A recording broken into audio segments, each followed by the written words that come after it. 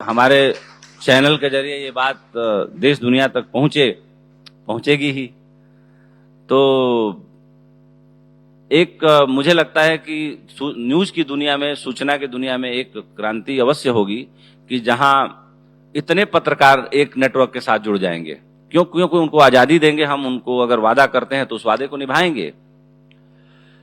तो कुल मिलाकर के एक कहा जाता है कि 3 का आंकड़ा जो है बड़ा कमाल का आंकड़ा है, और आज 3 के आंकड़े से गुथा हुआ 9 का आंकड़ा भी बड़ा कमाल का आंकड़ा है। तो आज मुझे लगता है कि परमात्मा का आशीर्वाद इस नेटवर्क पे बरसा है।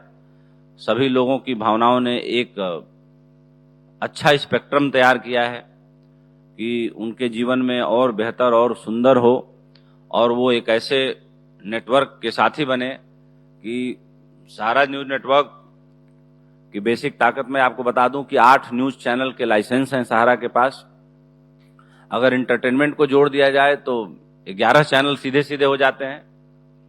2 लाइसेंस हमारे पास भी हैं, एक पे भारत एक्सप्रेस चल ही रहा है और एक लाइसेंस मैंने और लिया था।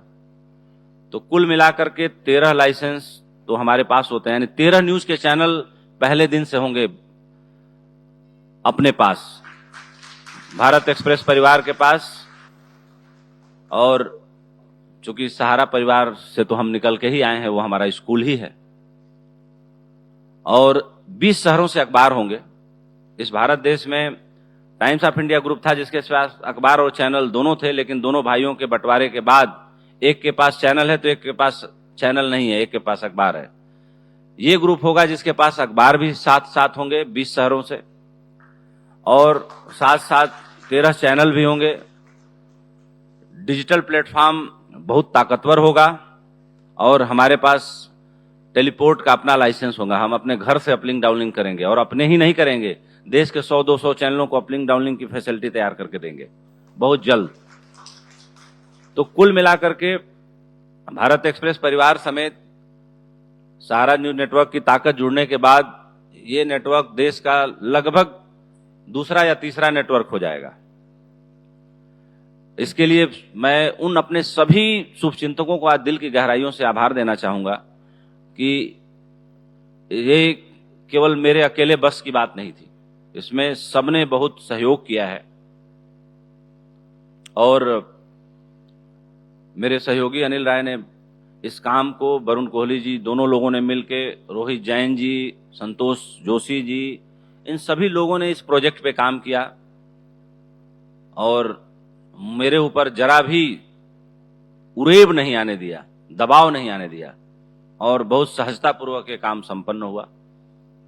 और अब हमारे सामने है कि 1 माह के भीतर जल्दी से जल्दी इस पूरे नेटवर्क को लॉन्च करके लोगों के बीच में एक बेहतर तेवर और कलेवर के साथ ले जाएंगे।